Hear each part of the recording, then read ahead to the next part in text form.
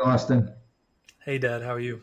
Good. Made it back. Made back to drive. We had a nice time with you and the kids and Lauren this weekend. And I know we both talked about it. We're excited for our guest. And so today our journey is going to take us from the Glass Bowl to the Super Bowl as we look inside the heart and mind of one of the NFL's top player performance coaches, the art of the get back coach, author, and behind the scenes of growth performance excellence.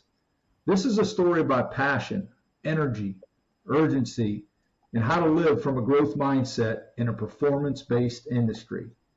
My name is Ken Karcher, and I'll be your host today. Alongside me is my son, Austin Karcher, and we'd like to welcome Ted Rath to Awaken Kingdom Culture, where hearts and minds come alive, one story at a time. Welcome, Ted. Coach Austin, it's great to see you guys. Thank you so much for the opportunity. I'm honored and humbled to be here. Well, it's amazing how far back you and I go, which we'll talk about a little bit later. But let's go back to when you were just a little one, Ted, growing up in the Rath home. Tell us about mom and dad, if you had some siblings, and what it was like growing up there. Yeah, I love it. Small town, Dundee, Michigan, a farm, rural community where I graduated. I met my wife there, high school sweethearts, but we graduated with less than 100 kids. We were 80 something in my high school graduating class. But my parents, thank God, they're still alive, still blessed to have them around. They're still married, also high school sweethearts, Kevin and Brenda, and grew up with two older siblings. So I have an older brother, Dan, and older sister, Jessica, both still obviously influential and close to us in our lives as we travel all over this crazy country in this business. But really fortunate to have that kind of farm upbringing, Coach. It's something that I still draw on, the hardworking community of, farmers and agricultural people that really wake up early, well before the sun rises, and work their butts off just to provide a living. And it was really, really formative for me, and I'm really happy that I grew up there. Do you have a favorite memory growing up, and maybe even something that you've taken, like you just alluded to, that affected you today even? Yeah, I think the biggest thing that I've found, and it's something I talk about and write about in the book, it's urgency. And I still remember those hot summer days, Coach, where, it's Michigan, but it gets humid occasionally. So it could be summer in July and it's 95 degrees and it's hot and humid out. The work doesn't wait. If it's hot, you still got to do the work. You still have to wake up and go do the chores. You have to feed the animals. You have to go bale hay if it's that day, and you better be out there working all day. So, that was one thing where regardless of your circumstances, if it's hot, if things aren't going your way, you still got to show up and do the work. And I think that's one thing, just those hot summer days where I would see my dad, my grandfather, and everyone else in the community just out there working hard and getting up and trying to contribute and do my part. That was something that stuck with me still to this day. Describe your relationship with your dad. Yeah, my dad is, I would say he's my hero, and it's someone I want to grow up to be like, and it's something I should tell him that more often as I'm saying this out loud, but it's something where, I remember my dad, he woke up at 2:30 every morning. So he worked in Detroit, and where we lived was about an hour commute from Detroit. We were just south. We were over by the Ohio border. So he would wake up at 2:30 and drive to work, and he worked about 12-hour shifts. He would come home every day.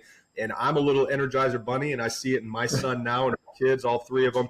And when Dad gets home, they're ready to play. And I still remember that. I'd be like, Dad, can you come out and play catch with me? And he would. He coached my little league teams. I remember those things, once again, from a formative experience. So it's those things that they're the lasting memories. And now it's helping to remind me, as I have children and my children are growing, of how I can contribute to their lives and make sure that I'm always being present in those moments too. Awesome. Was there a memorable conversation you had with him growing up? The conversations, I do remember talking about the work, and I think some of those things, he's a handyman. That's the one thing I'm not very good at, as I've and I can humbly admit. But seeing my dad always kind of work on things, and it would just be the little questions that I would have, and the curiosity part, I think we need to lean into more, right? We don't want to lose that curiosity and that curious momentum that we have in our lives. But I remember just asking him questions. Dad, how did you build that fence? Or how did you build this structure? And then he would just go through those. So not one formative experience where I can sit there and say, Austin, this was one moment, but I remember those micro moments, and I always call those are the little daily deposits. Never miss that opportunity when you're in the car with your children, with your spouse, with your wife, whatever the situation is. I try to lean into those moments now, probably because of that. So it's not one big moment, but I remember a lot of those little ones. Well said. What were some of the early influences on your athletic career? Oh man, a lot of good coaches. I'm so spoiled, and obviously being able to work with Coach is one of those people that I always look up. I have so many mentors, Austin, that I can look back and point to. Every coach that I've ever had, I've learned something from. And then on the opposite side of that, my teammates. I think that people should have these three people in their lives. They should have a mentor, a mentee, but also a healthy competitor. And I look back across my development as an athlete, every teammate I had fell into that category in one way or another, whether I was physically competing with them, trying to lift more weights, trying to run faster, trying to do something better. And then we would have that healthy competition. But every coach that I've ever had, I pulled something from, and I'm really, really spoiled to be able to say I have a lot of good coaches that I've been able to come across. Now, growing up, what were some of your dreams and heroes? The Detroit Lions, which was funny because that was my first NFL. I remember Barry Sanders. I remember guys like Rodney Peete. I remember those guys back in the day where, man, I just loved growing up, going to the Pontiac Silverdome. Those were some of those moments. We didn't go to many games, but we went to maybe one a year, one every couple of years. And seeing those athletes, and I remember Joe Dumars, who just took over for the Pelicans here, our owner actually owns their team too. And watching those guys, the bad boys, the Detroit experience, the sports, the Tigers were doing pretty well. The Red Wings were really, really good back then. So I remember the city, and just every season was a different sport. I remember just getting into it all the time, watching it all day on TV, and just wanting to grow up and be like those guys. Awesome. Ted, growing up in your home, what role did faith play?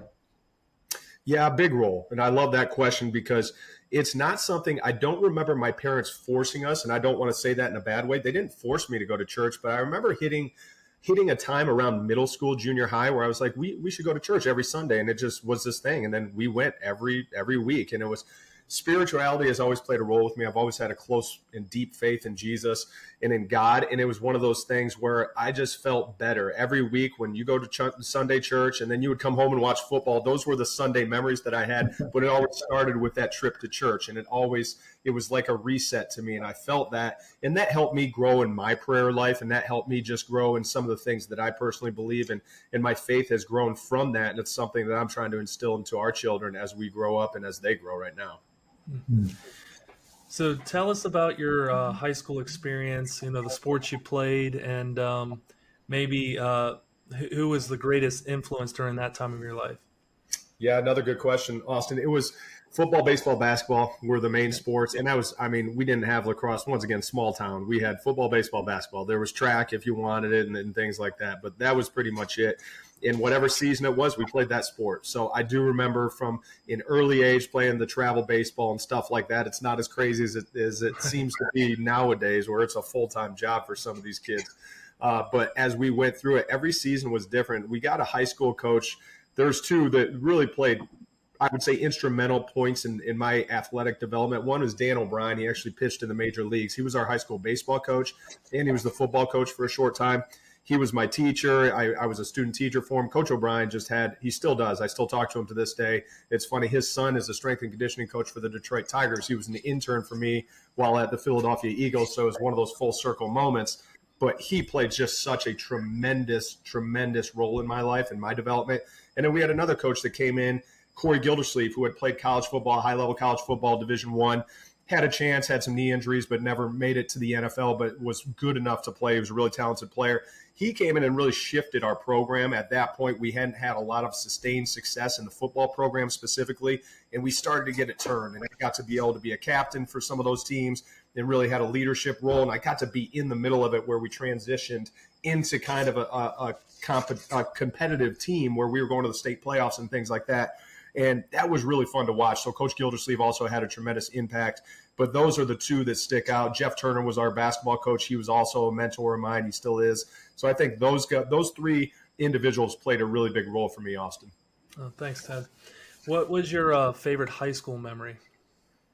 I got meeting my wife. I met my wife, Robin, on the football field, and she was the captain of the cheerleading team. I'm the captain of the football team, and it was, one of those things. I just saw her on the football field, and then we ended up going to homecoming dance that year, prom that year, and everything else, and never looked back. So that was I got to point to that one. That was number one. That's awesome. That's smart, Ted. You don't want to miss out on that one.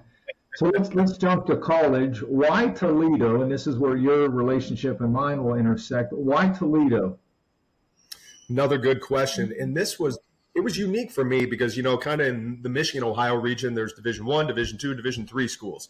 And I was in a unique situation where I ended up walking on to Toledo, but I went through this whole recruitment process, and you guys know kind of what that's like. You know, I had Division II schools that were willing to offer some partial scholarships and things like that would have helped, obviously, from a financial standpoint. My family was super supportive.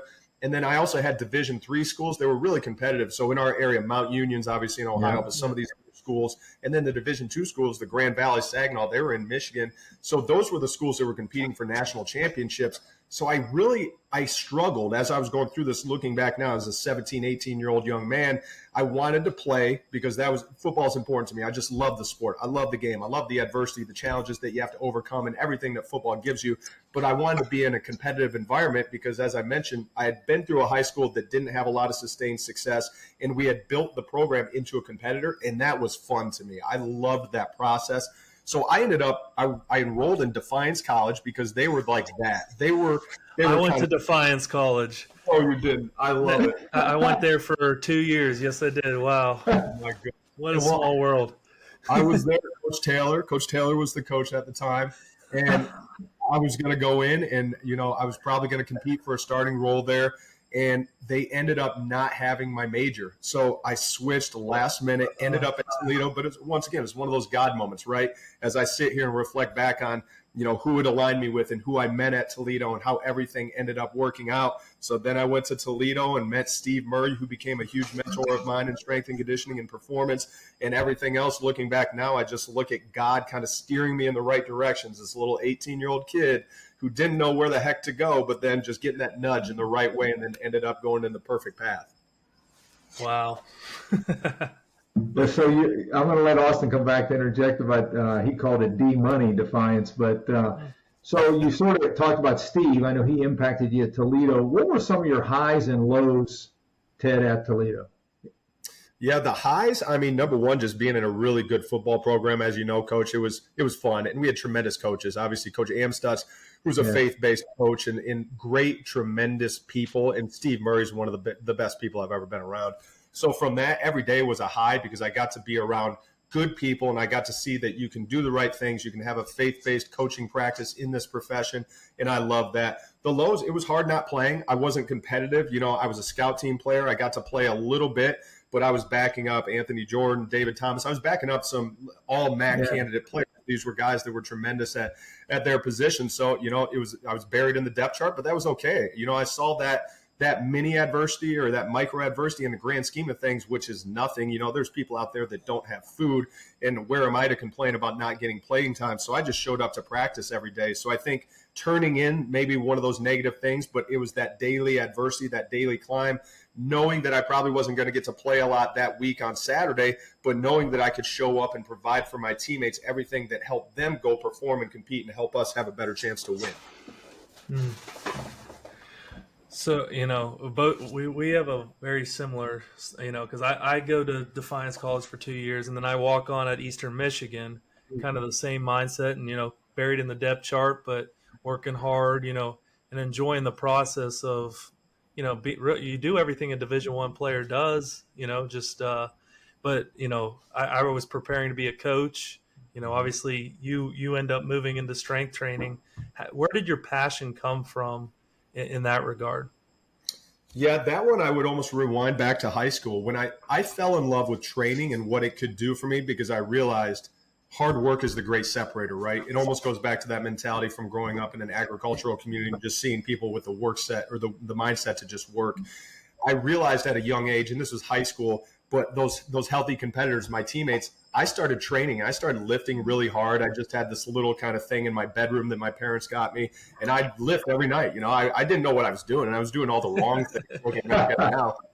But I wasn't afraid of the work. And then I saw myself getting stronger. And then I saw myself starting to maybe run a little bit faster than this other teammate who had always been faster than me. And I started to equate this to, wow, what I actually do, these inputs can equal better outputs. So then when I got to Toledo and Coach Murray and I realized that this was a legitimate profession, I was all in. So I actually started out as physical therapy. But then right after I got to know Coach Murray, I said, this is it. I can actually have a career in this. And this is something that could lead me down so many different paths, high school, college, professional. And I just fell in love with it from that point. Ted, where are you at spiritually at this point as you're starting to get ready to leave college? And I'm going to get into your career in a second, but where are you spiritually as you're leaving Toledo? I was in a good place, but as always, you could always grow because at that point, you're a college kid. You're trying to figure out your path in life. It was one of those things. My wife is obviously spiritual. She's faithful. She's a Lutheran with me, and we're partners and everything.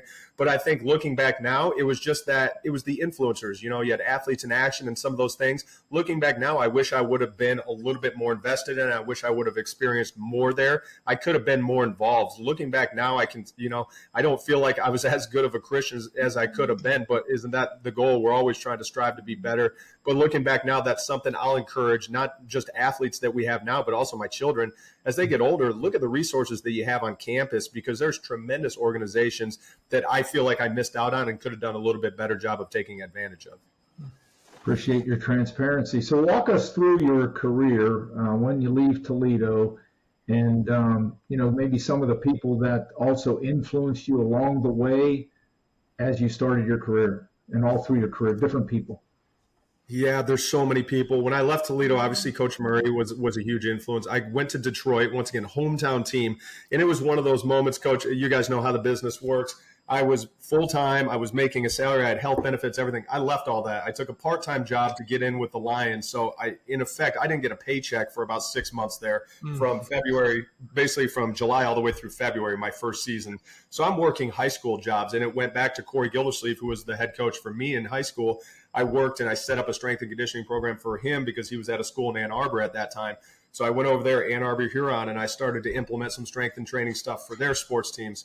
And then I built off of that, but grinded my butt off, worked for a guy named Jason Arapoff. But, we had Jim Schwartz was our head coach. He was a first-time head coach. We took over the Detroit Lions the year after they were the first team in the history of the NFL to go 0-16. So not an ideal scenario. So looking at how Jim Schwartz, Mark Mayhew was our general manager, and Tom Lewan was our president, tremendous leadership lessons from all of those people. And the men and the women in that building, Bill Ford Jr., Mr. Ford Sr. was still alive at that point, seeing the Ford family and how they operate, not just Ford Motor Companies, but also a professional sports team. It was such a tremendous learning environment from all those people. And then fast forward 5 years, Coach Schwartz unfortunately gets fired. Jim Caldwell comes in.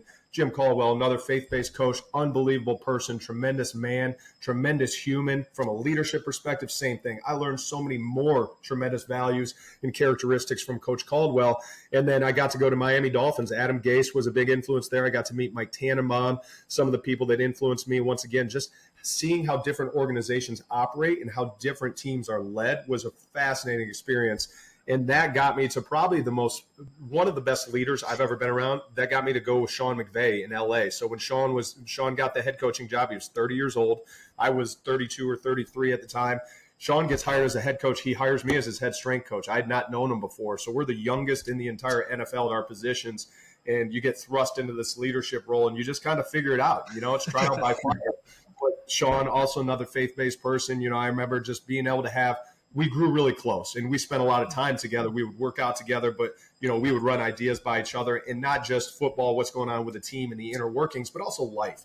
I got to know his parents. His family is tremendous, really, really good family. And I look back at that as that was really formative for me as a leader as I started to kind of transition into roles where I was leading multiple departments and things like that. The Philadelphia Eagles, same thing. I got some tremendous coaches. I got to work with Doug Peterson. Doug is unbelievable as a coach and a person. And then Nick Sirianni, I actually got to help hire Nick. I was on the hiring committee. So that alone, that was just such an incredible process of being able to be on an NFL hiring committee. That was an amazing process. And then fast forward down to here is once again a full circle moment. Kellen Moore with the New Orleans Saints. I had Kellen as a player in Detroit.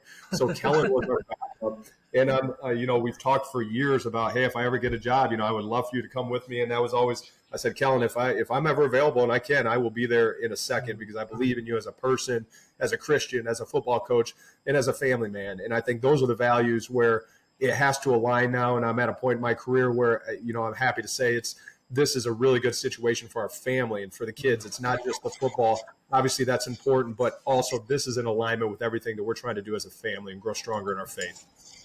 Now, let me ask you, Ted, you mentioned when you're at Detroit, and a lot of people probably just think, every team's the same. So you get into Detroit, they're 0-16 the prior year. How do you, in the role that you're playing, deal with, number one, professional athletes' mindsets, and the team coming off an 0-16 season mindset. How do you approach that mindset? It's a great question, Coach. Number one, how do you deal with the athletes? It was funny. My very first day of work was in the off season, and Dante Culpepper was there. Dante Culpepper is a guy I grew up watching. I watched him throw touchdown passes to Randy Moss. Yep. And my boss at the time, Jason, was like, "Hey, you're going to take Pep." We called him. "You're going to take Pep through a workout." In the back of my mind, I'm like, "Don't screw this up." I was like, "That's Dante Culpepper." But I just leaned into it, and then you realize really quickly, once you've been in one football locker room, you've kind of been in them all. You know, they just have nicer cars out in the parking lot at that level. So it was really interesting, but it was fun. And then the mindset, this was, once again, now micro adversity. We went 2-14 in our first year in Detroit. So we won 200% more games, but we still went 2-14. That was a rough year. So as we went into it, I remember thinking, you're eliminated from playoff contention at a relatively early point in the season. So we're sitting there, you know, October, November, and you're kind of starting to do the math, and the players are, and you realize we're out of it. How do you motivate? How do you inspire players to keep coming back? That helped me develop that mindset of how can I draw into each player's why? You know, what motivates them? So now, Coach, I could go to an individual player and know he's trying to get to his second contract because he wants to buy his mom a new house and wants to get her out of a situation where she doesn't live in a great neighborhood. I could lean on that. So I would start to do that in the middle of a workout, in the middle of practice. I could go up to that player and say, "Hey, bro, remember, I know this is uncomfortable. You're going to buy your mom a house. Let's go get it. Let's go get it." And just that little added motivation to draw it out of them. Finding creative ways, and once again, being curious about what drives people and what their inspiration is. I think that was something really cool that helped me find the mindset to just show up once again and do the work every day, but try to do it in a way that's best for everybody. So how can you inflict that positive change? Mm-hmm. You know, if someone were to look at your resume or Wikipedia page, wherever you want to find out about Ted Rath, there's a break from 23 to 25. Do you want to share with us what happens in 24? Because it'll lead into the question about your book. Yeah, absolutely. It was a fun time, and looking back is probably the best time of my life so far. So I got to the end of the 23 season. We had a disappointing end. We had a good team. We went to the playoffs, but we were coming off a Super Bowl berth the year prior. We lost to the Chiefs. And it was tough. It got to the point where my time in Philadelphia had probably run its course, and it was a mutually agreed upon decision. We kind of talked going into the spring where we hit the May, June time. We said it's probably best that we both just let's take a break, take a pause. I said, perfect. This is going to allow me an opportunity, number one, to step away because you know the hours. The hours are real in the NFL. You know, it's long days, it's long years, and you don't get a lot of time. And at that point, my children, I had missed countless birthdays, and it's because we have a game. I can't dictate the schedule. I have to be on a plane or I have to be in a stadium. So you look at it, and I had missed a lot. So it was an opportunity for me to take a pause and say, what can I do that's more in alignment with, once again, my faith? I live by faith, family, football, right? If I'm living in alignment with those core values, then I need to make sure that I'm making the correct decisions that actually show that. Don't just tell me, show me. So I took a step away, and I walked away from the team during that year. I wrote a book. I coached all my kids' sports, every sport that I could get to. I took them to school every day. I picked them up from school every day.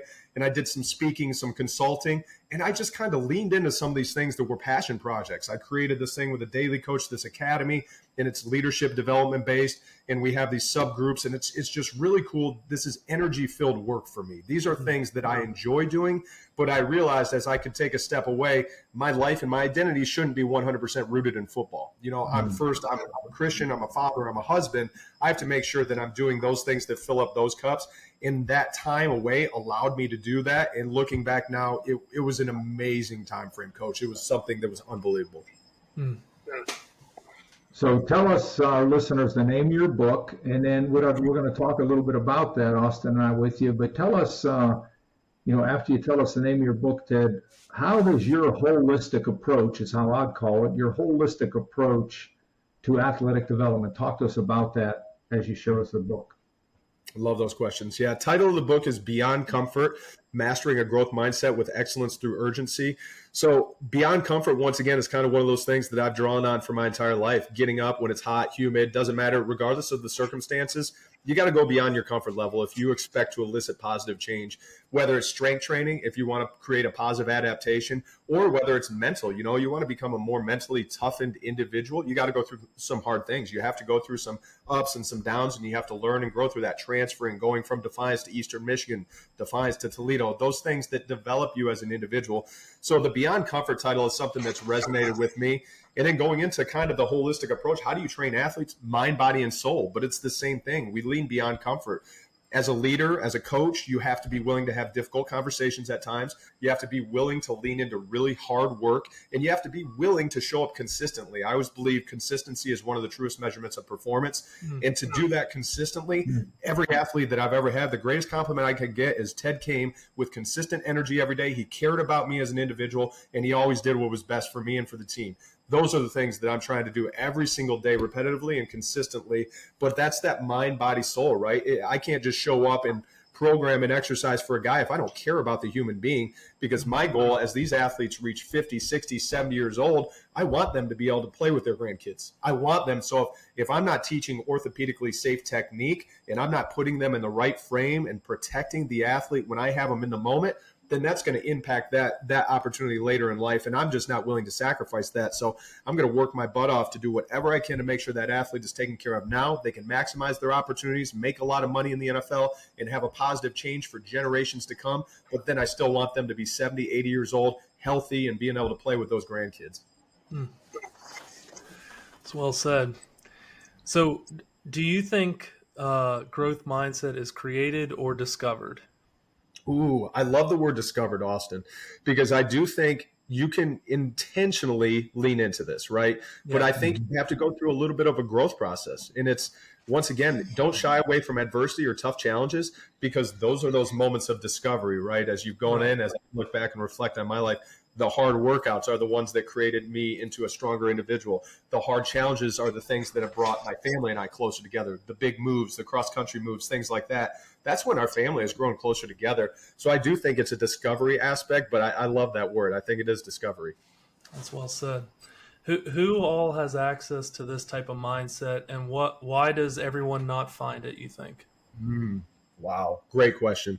I think everyone has access to it. I just think some people intentionally kind of put the blinders on. So to me, there's an opportunity for everybody right now. It's hot. It's 90 some degrees right here in New Orleans right now. I can choose to go out in the middle of the afternoon and go run a marathon. You know, that opportunity is there for all of us. Obviously those with the ability to run and jog and things like that. But if you don't have the ability to jog right now, can you walk? You know, where do you start? What's the starting point? I think we all have access to that, but it starts with that urgent choice. To me, it's one of the things I write about in the book, the toe test. You have a choice every day to hit snooze on your phone, or you have a choice to get up. And if you get up as fast as humanly possible, that can become your first win of the day. And I always compound the wins, right? It's like Admiral McCraven talked about make your bed. Worst case scenario, you could have an awful day, but you come home to a well-made bed. That's your win, right? That's your first win. To me, it's just get up, beat the alarm clock every single day, and then that makes it easier to stack your next win, and you create positive momentum. In the Bible, it talks about renewing your mind, Romans 12:2. Do you think forming a growth mindset has any correlation?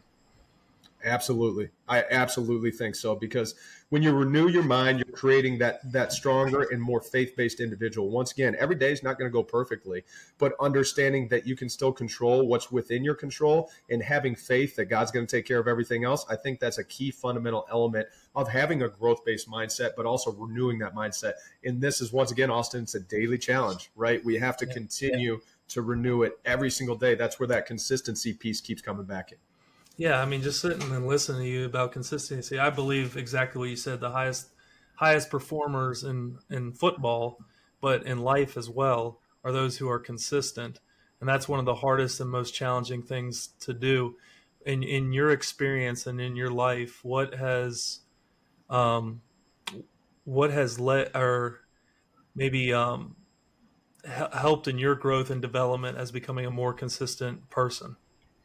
Surrounding myself with other growth-minded individuals, I think, is a big key to this. And once again, that's your environment. So we all have the choice, going back to, can you create this? Can you discover it? Yeah, I think you can, because you can intentionally place the right people around you within your circle. And the more growth-based people that I've had in my personal corner, those are the times that I know I'm achieving really good, excellent goals, because those are the times where they won't always sugarcoat it for me. You need those people in your life that are going to be brutally honest at some point. And it's just like the Bible. The Bible can penetrate your soul, right? Just like those people in your corner. can come in at the right time and see, Ted, no, don't do it. Or, hey, yeah, you got to lean into that. And just having that side of it. But I've realized when you surround yourself with growth mindset-based people, you typically have better outcomes. Where does grace and hope fit into this type of mindset? So every day, because once again, you're not going to have perfect days. When I make mistakes and screw up, I am my own worst, I'm my worst critic. And it's those moments that I have to remind myself. Literally, that's funny. This coffee cup says grace on the inside. His grace is sufficient for you. And it's actually the middle name of our youngest daughter, Emerson Grace.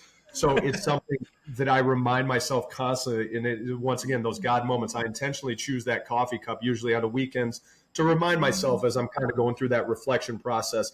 It's not like I had a perfect week. I did some great things, but I also have some things where I can improve on, and we can continue to lean into those areas. But I also have to give myself grace, and that's what allows me to renew that mindset and then lean right back into that growth-based mindset so I go do the work. My daughter's Remy Grace, so it's getting crazy. But yeah, I agree with you wholeheartedly. I mean, because we're human and we live in a broken world where you're going to have successes, but you're definitely going to have moments of failure. I think if there's no grace, there's no ability to bounce back, and I think that's a huge part of being able to handle those things so you can get to the other side where you can grow. Yes. What role does belief and faith play in accessing this type of mindset? I think a huge role, a foundational role, because it has to come from a place of knowing, hey, God's got me. God has the best plan for me, and I have to lean into that. That's what makes it, digestible in those days where maybe everything feels like it's not going right. And on those days where you just feel like, man, I just can't get a win. I can't get a win. Taking a step back, reminding yourself, hey, have faith and trust. Trust is something that's so difficult to do within this human realm that we all live, but that faith-based trust goes well beyond that. That's that moment of clarity. That's why, the Bible says he will give you this clarity. He will give you this peace. This inner peace comes from leaning in and practicing that faith.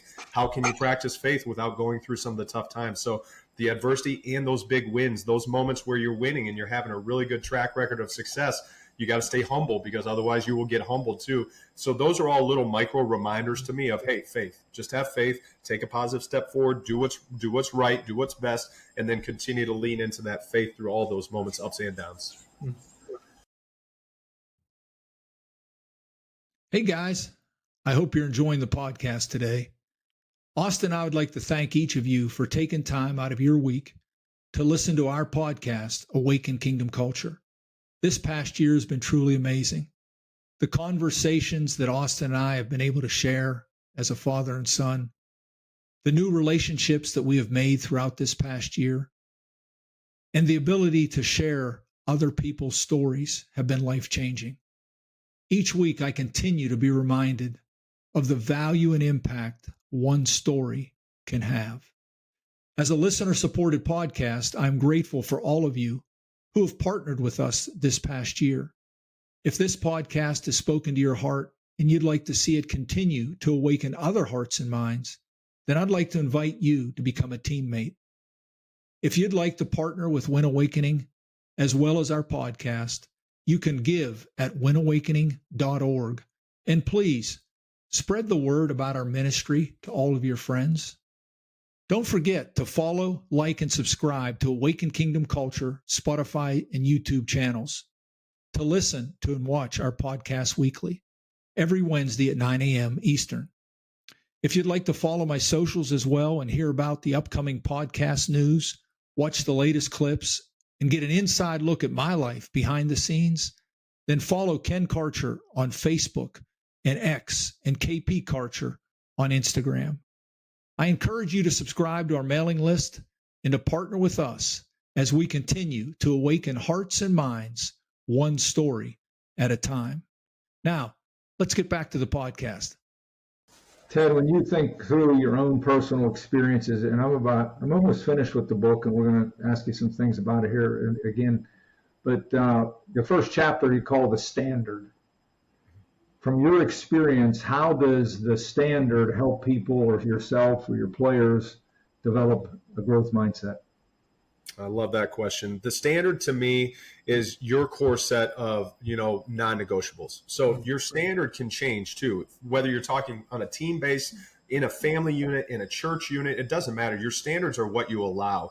So if we have rules in place and we say, hey, we're all going to be on time and we expect players and coaches to be on time, but you let one guy show up late consistently over and over, that's your new standard. Your new standard does not align with what you're saying or what's written on your walls. It's having that accountability piece. So your standards have to be in alignment with what your actions are. That's why we always say, we all see better than we hear. You could say all the right things. If your standards aren't living in alignment with what's written on the ball or in your culture code or whatever it is, then you got to change your actions, right? So I think your standards are your non-negotiables. It's how you hold yourself accountable. So what I've done, and I told Austin this getting on today, I just chose some words in the book that like I said, I'm almost finished. I chose some words, and we're gonna throw these words at you just like popcorn here, and just have you tell us what comes to mind when you think of the word. So, and I you called it congruence, I called it alignment. What comes to mind?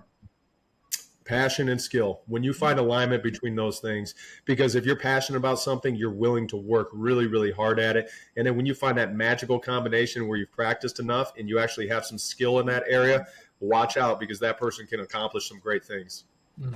I can see that in you already. Yes. Urgency. Talk to me about urgency. Yeah, default setting. You wake up, once again, that toe test. Don't wait. Don't hit snooze. That's your first loss of the day, and I'm sure as heck not starting with a loss. So wake up, put your feet on the ground, and just start making positive momentum. It's got to come with an urgent mindset, though. I love the word, Austin. I talk about this a lot. We call big picture awareness, and you called it zoomability. Tell us about that. Yep, you got to carry a microscope and a telescope at all times. So one hand, there's a microscope. I got to be able to zoom in to whatever the problem is. If it's math homework with my children, I got to zoom in and I got to really focus. But then I also have to zoom out and make sure that we're having a little bit of fun with it. So you got to zoom out. You got to carry that telescope and that microscope at all times in serious situations and fun situations. Be able to zoom in and zoom out. I like that. Humility habit. Habit. Yeah, monthly reminders. Just make sure, number one, laugh at yourself. You don't have to make fun of yourself, but there's something you did, I did, there's something we've all done in the last month where you could look at yourself and say, why did I do that? How did I do that? And have some humility to be able to say, hey, once again, apply some grace. It's okay. Laugh at yourself a little bit and then move forward. How can you get better from that moment? But I also think having those accountability partners in your corner. Surround yourself with growth mindset people and people that will be honest with you, because they'll help keep you humble too. Yeah. How about gratitude, Ted? Man, everything that we have is a blessing. And your possessions, your home, your children, your family, the things that you have, and I'm talking to myself more than anyone, the things that we have right now are things that we wish for 10, 20, 30 years ago. So reminding yourself that what we all have are people's dire dreams and desires. There are people out there that are suffering. There are people out there going through horrendous things that we can't even fathom. So make sure that we always take a step back. That comes with zoomability too, and remind yourself just how grateful we need to be. Take a gratitude walk. Just go outside. If you have the ability to walk, remind yourself how grateful you should be that you have the ability to get up and stand on 2 feet every day. I've read a book with a coaching staff over the last year, guys that I work with or help walk with, I should say, called The Gap and the Gain. I don't know if you've ever heard it or read it, but talks about measuring backwards. Always measure backwards. And I think that's a great statement for all of us to see, hey, I was here, look where I'm at now. And it helps you live in a state of gratitude rather than looking at the gaps in your life like, oh, I'm not going to attain that, or I didn't get there yet. So I think what you're saying is great. Love that. Resiliency and discipline. Yeah, discipline is where those habits are shaped. Our disciplines are what eventually lead to our standards. And that's, once again, that accountability. So as we go into it, you have to maintain discipline. You have to maintain those higher standards for your accountability. And then you have to have the people in your life that are also going to do that at the same time. So here's one, Ted. What's it like to be coached by Ted Rath? Once again, I hope that every athlete I ever has can say these things. Ted brought consistent energy every day. They cared about me. He cared about me as a person, and he always did the right thing for me and for the team. Then I'm going to have a successful coaching career. And that's what I've made incredible friendships, and I have people that I will be close with for the rest of my life but I also want them to know that I care about you as a person. I want what's best for you and for your family, and I'm going to work my butt off to make sure that I'm providing that. And at the same time, I want to do it for the team. I want to win championships, because there's no greater feeling than accomplishing really, really hard things together with a group of individuals where you can come together and go seek that ultimate outcome. And a Super Bowl is the ultimate goal in football. So, that's a fun thing that we get to wake up and do every day. And you've been there twice, right? You've been close. Mm-hmm. 2 backups. Yes, we're ready. We're ready to finish it off now. And I have a backup myself, so I'm with you on that one. So Ted, we talked a lot about your faith, and there's a couple, I think, key elements. Austin and I talk a lot about what's it like to coach from the kingdom, because we do believe that's a different mentality, and that's, Awaken Kingdom Culture is the name of this podcast, and we walk alongside coaches that are struggling. We have a heart for broken-hearted coaches. We don't usually get a lot of coaches on here that, have everything going perfect. They're usually the ones that say, hey, this is some things that are going on. So how do you, in your roles that you play, how do you help players bridge between what they do and who they are, their true identity? How do you do that? Yeah, once again, this is something that, I'm still reminding myself of every day. That's why 2024 was such a great year. Your identity shouldn't be rooted in something as less tangible as football. Football can be taken away from you at any moment, especially if you're a player. So for me, what can your identity be rooted in? For me, it's faith, family, football, faith first. God put me on this planet, and I think he put me here to help coach, and I think he put me here to help impact people in a positive way.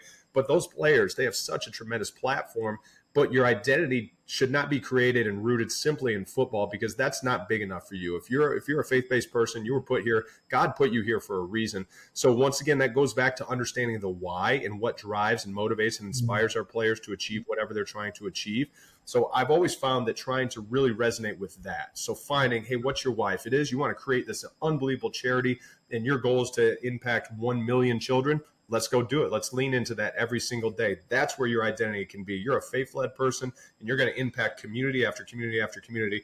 I think that's where we have to go. And something as simple as football that can be taken away from you at a moment's notice, I don't think our identity should ever be rooted in that, because God put us here for bigger things. Ted, you said something earlier too, and sometimes I think people, and we've all been there in our own lives, we compartmentalize, and they might be listening to what you're saying right now and think that you're talking to your players about this mindset like at a different time. No, this is happening as you're doing your job as a coach. There is no separation. It's this tapestry that Papa creates. You're getting the opportunity to talk about identity as they're doing squats, as they're doing conditioning, as they're doing these things. And that's what I really love about what you're about, Ted, and it's exciting. I appreciate that, Coach. Yeah, it's always I've heard the balance, word a lot, work-life balance, things like this. I've actually stopped calling it that. It's more integration. You integrate your home life at work and vice versa. But it's the same thing with our athletes or with anyone that I'm speaking to. Even as I've consulted, as I've done keynote speaking, I'm integrating whatever that person's life is, their identity in the sport, but also their ultimate identity, your identity as God's child, as whatever it is. But we're going into that. You have to integrate all of those things into that one person. That's what that's what Austin, that's what I am. We are an integration of all these separate parts of our lives. Amen. Well said. Talk to us about transformational thinking and your perspective on it. Yeah, as you lean in, once again, it's kind of back to that growth mindset. You have to lean in and you have to continue to try to renew your mind, reset, have grace when you do need it, but then you have to transform into a greater, powerful individual. So for me, I'm trying to become a better version of myself every single day. There's days where I have more wins than losses, and there's days vice versa, but I'm still ultimately trying to make that positive momentum step forward and then transform myself into a stronger individual, whether it's mindset, whether it's physically, mentally, emotionally, mind, body, soul, all those areas. And that's where a transformational mindset is based in that growth mindset principle. How do you manage negative self-talk? You lean into it. Number one, making it aware that you know about it. So John Gordon is a great author and he's a good friend of mine. John Gordon talks about this. Don't listen to yourself, talk to yourself. So when you listen to yourself, you've listened to those negative thoughts because they're going to come. They come for everyone. But when you actually step back, make an awareness observation where, hey, this is happening. This negativity is coming in. and then talk back to it. I'm not a failure. I'm a good person. I'm this, whatever the situation is, you have to talk back into that, but it starts with that awareness and recognizing that it's occurring. Mm. You know, Ted, these two words are thrown around a lot in sports, especially these days. How would you describe performance excellence? Performance excellence. So for me, I think excellence lives in your ability to, once again, transcend and become a better version of yourself every day. So anyone who I believe lives in excellence, and these are, CEOs that I've met, these are professional athletes, anyone that's done great things, they sustain that ability to keep working and trying to become a better version of themselves every single day. So as we look for sustained excellence, that's that consistency word that keeps coming back that we talked about, Austin, where if you can show up every single day and just work, control the controllables, and then become a better version of yourself, those marginal gains, it's the habit of marginal gains. After 10 years, 20 years, after a long career, you can look back and say, I stacked all these individual consistent days together, and now look at what I've become, a coach, a Super Bowl champion, or whatever it is. But that excellence word only lives with consistency. Well said. What is your thought on relationship between failure and growth? It's necessary.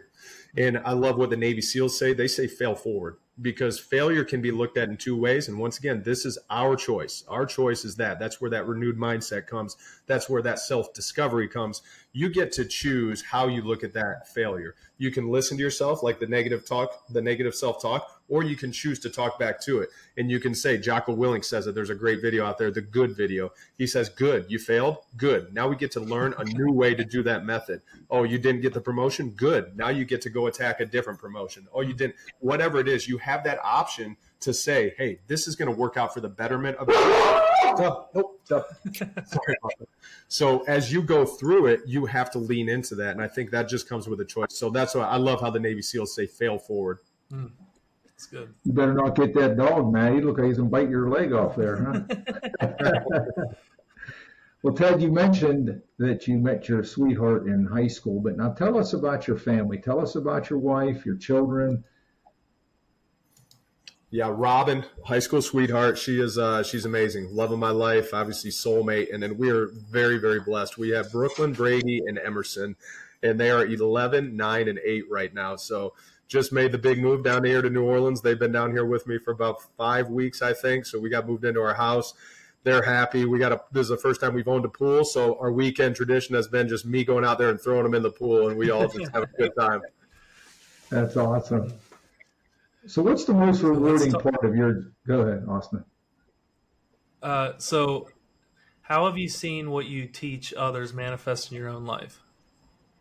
Yeah, I like that, because Austin, one thing I've had to realize anytime that I'm talking or writing a book, number one, it was a self-discovery process, which is what I really appreciated about writing a book.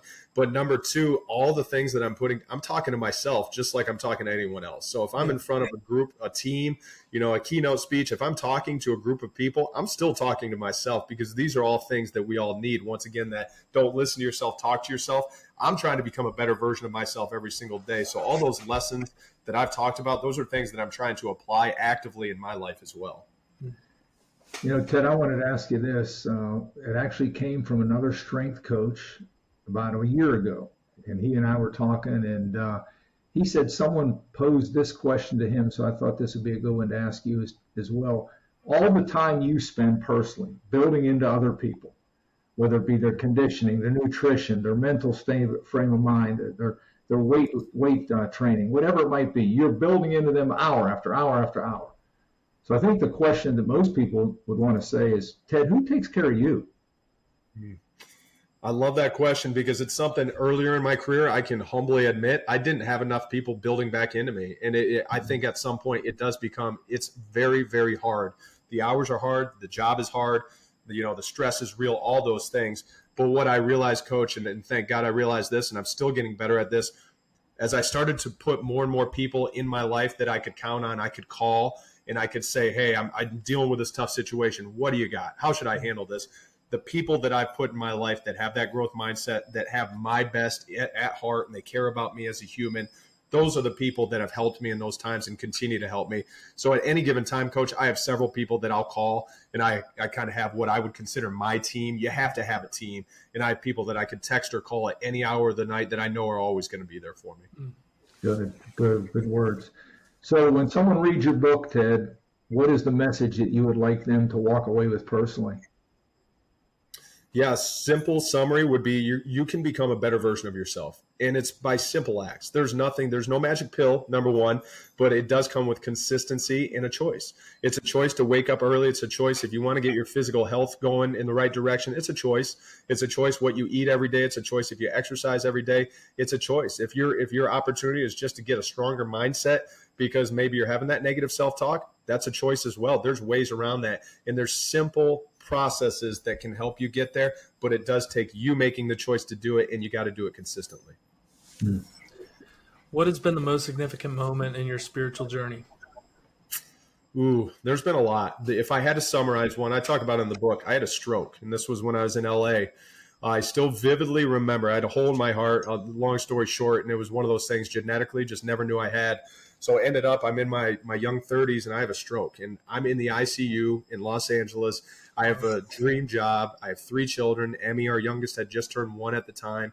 And I'm sitting there, and I'm looking at a priest. I can't talk. I watched a priest walk down the hallway of the ICU, and that's something that's been seared into my mind as I was in recovery. As, any moment, you don't know what can happen. And that's, once again, having faith that God's got a plan and it's going to work out. That's going to strengthen your faith when you go through some significant, changes or situations like that. And that's one of those moments that definitely helped me realign with my faith and grow stronger, because when you're forced to sit there in the ICU and you think, I'm healthy, I'm young, I have no risk factors, any of this, but then you kind of get humbled and you get thrown back into that moment, it's going to force you to lean into that faith. And that's what that moment did for me. Well, Ted, when someone meets Ted Rath, what would you like them to experience and remember about you? Just a genuine person, and hopefully they understand I want to listen, I want to learn. It's that natural curiosity. I love meeting people. I love meeting new people from different backgrounds, because I think that's what God put us here to do. We're all his children, but we have very different backgrounds. We grow up in different areas. We're from different family dynamics, all those things. But that's the best part, Coach, especially about sports and all the things that we get to do and talking with people and just meeting new people. I love that experience. So hopefully they see a genuine person who's a good faith-based person who cares about other human beings and is just trying to do their part and hopefully leave the world in a better place. Well said. Well, before we ask our final question, I do want to give you a chance for people that might listen to this podcast, Ted. You've already mentioned your book, but how can people find Ted Rath? I mean, I know I follow you in different ways. Could you just share with people, if they want to get connected to you or continue to hear from your heart, how can they do that? Yeah, I appreciate it, Coach. So all the socials, most of the socials, Ted Rath or Ted Rath Strength Coach. So LinkedIn, Instagram, Facebook, all those things. We have a YouTube channel that's also Ted Rath Strength Coach. That's one where even from youth sports, we put out some football information, some youth sports stuff. We're going to do some new creative things here in the next year there, but just trying to put out some positive information there. And then tedrath.com if they want to get in touch with me, some of the speaking stuff that I'll do on the side, and then links to the book and things like that are there as well. I know you do some great stuff. I follow you a lot on the LinkedIn page, and there's a lot of good things that I would highly recommend for our listeners to go and listen to some of that. It's great stuff, Ted. The last thing we do is we call final words, and we'd like to give you a chance if there's something we didn't ask you or something that's right now in your heart that you'd like to share with our listeners, and then Austin will follow up and I'll finish. I love it. No, you guys ask great questions. The only thing I would just kind of resound is an urgent mindset is a choice. Everyone has it. And this includes whether it's your life and faith, getting down on your knees and praying every morning, getting out of bed, not hitting the snooze button, attacking your fitness, attacking maybe it's a relationship that you've let kind of sour, or you need to call someone and apologize. Have some urgency and just do it. You never know how much time we have left, but when you apply urgency, you're going to have better outcomes, because when you go have the conversation, when you go put your physical fitness first, when you go do these things, it's going to help you in the long term. So I think just keeping that urgent mindset in mind. Thank you, Ted, for your time today and your willingness to come and share with us. I mean, it's, first off, you're a very passionate person. You can just, it's oozing out of you. You get you excited and motivated. I can tell that. And being in the sports world that I've been in, just like all of y'all, is, how it is. So the strength coach has to be on all the time. So, for you to, continue and do that for a long period of time speaks a lot about your consistency. And, there's such, you're put in such a powerful position, because in a lot of ways, I know in college, sometimes the strength coach is with the actual athletes longer than the actual coaches are, because of rules and stuff like that. I'm not so much sure how the pros work, but I just know that, you have such an awesome opportunity to be a part of their lives, and to help really work on a mindset that, can help people for as long as they live. Because like you said, yeah, we're trying to win games, no doubt. But, when someone gets faced with adversity, because it's undoubtedly going to come for anybody, through cancer, someone dies in the family, or, something happens to your kid, or, things are going to happen in life. We're all forced to go back to what we believe, what stands in all situations, and essentially be mentally tough in those situations to navigate and work through. And you have that awesome opportunity of helping so many people do that. So we appreciate your heart, and just, hearing, your deep faith, and then just what you do for people. So thank you, Ted. Thank you, Austin. That means a lot. I appreciate the kind words. Well, Ted, again, you and I spent some time back in the early or mid 2000s, I should say, and I'm just so proud of how your career has taken off. But mostly today, and a little bit like Austin said, I can feel your energy through the screen. And the players that have the opportunity to be coached by you and walk alongside you, I know are being blessed. But what is also, I think, really a tribute to who you are as a man is your ability to be humble and self-aware of what's going on in your life. And to me, that's what speaks most volumes to people, is when you're able to see what is really going on in your own life and how that in turn can affect others. So, we're excited for what lies ahead for the Rath family and your future. And as Austin said, we're just grateful for the time you were able to spend with us and our listeners. And so we welcome, our listeners to listen to Awaken Kingdom Culture as we listen to Ted's story. And we thank you for sharing that with us. And hearts and minds be open one story at a time. Thank you, Ted. Have a great day.